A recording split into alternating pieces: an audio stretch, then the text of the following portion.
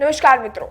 આમ તો કહેવાય છે ગુજરાતના દારૂબંધી છે, પરંતુ ગુજરાતનો એક એવો જિલ્લો બતાવી દો, ગુજરાતનો એક એવું ગામ બતાવી દો જ્યાં દારૂ ન મળતો હોય। ઠેક ઠેકાણે દારૂના અડ્ડા ધમધમે છે અને ત્યારબાદ ભૂતકાળમાં પણ લઠ્ઠાકાંડના કિસ્સાઓ સામે આવ્યા છે અને અત્યારે વર્તમાનમાં રિસેન્ટ કિસ્સો ભાવનગરનો લઈ લો। ભાવનગરમાં જે જુવાન જોત લોકો છે જે મોત પામ્યા છે એની પાછળનું કારણ એ મિલાવટી, એ ખોટો, એ નકલી દારૂ છે જે એ લોકોએ પીધો છે।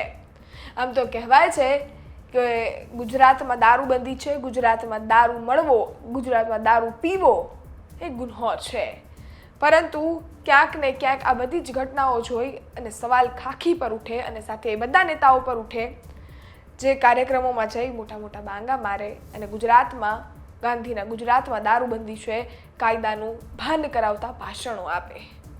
સવાલ એ છે કે ભાવનગરમાં આજ લઠ્ઠાકાંડ થયો જેમાં નકલી દારૂ પીનાર લોકો છે એનું મોત થયું, એનો પરિવાર અત્યારે કઈ પરિસ્થિતિમાંથી ગુજરતો હશે? પરિવાર એ લોકો માટે તડફડિયા મારી રહ્યું હશે કે જેના જુવાના જોત દીકરાઓ મોતને ઘાટ ઉતરી ગયા છે। પરંતુ ગુજરાતમાં તો દારૂબંધી છે, ગુજરાતમાં તો ક્યાંય દારૂ નથી મળતો। સવાલ હર્ષ સંઘવી પર પણ થાય અને સવાલ બધા જ ખાખી વર્દીઓ પણ થાય। ગૃહમંત્રીને પણ જોવું જોઈએ કે કઈ રીતનું પરિસ્થિતિ ગુજરાતમાં સર્જાઈ રહી છે, ગુજરાતના યુવાનો કઈ દિશામાં ચાલી રહ્યા છે અને ખાખી છે એના પણ કર્તવ્યમાં આવે છે કે આ બધી જ વસ્તુઓ છે એની પર ધ્યાન દઈ રોક લગાવવામાં આવે।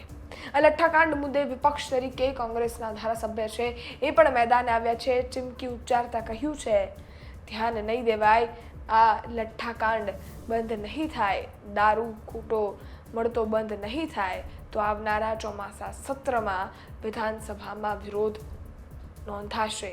આ ચીમકી સાથે સર્વપ્રથમ તમે અનંત પટેલ જે કોંગ્રેસના ધારાસભ્ય છે સાંભળીએ એમને। ભાવનગરમાં નહીં પરંતુ સમગ્ર ગુજરાતમાં દારૂબંધી છે અને સમગ્ર ગુજરાતમાં ઠેર ઠેર દારૂ આવી રહ્યો છે।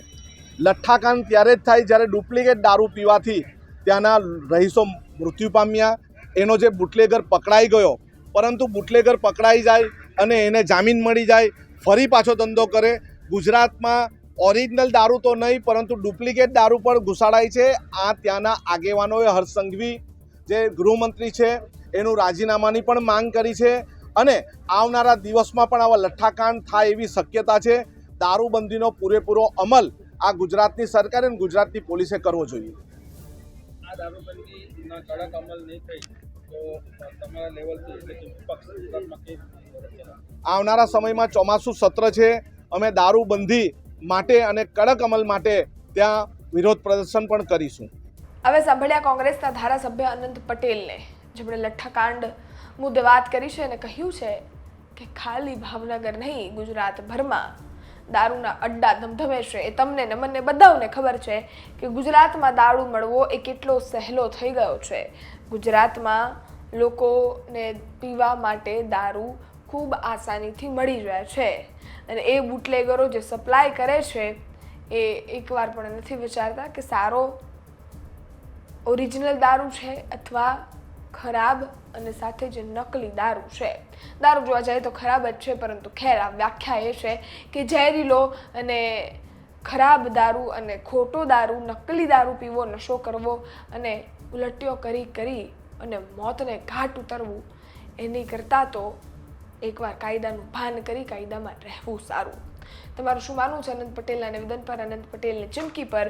આવનારા ચોમાસા સત્રમાં શું વિરોધ થશે, શું આ મુદ્દો મુકાશે, એને લઈ આપના અભિપ્રાય શું છે કમેન્ટ બોક્સમાં કમેન્ટ ચોક્કસથી કરજો।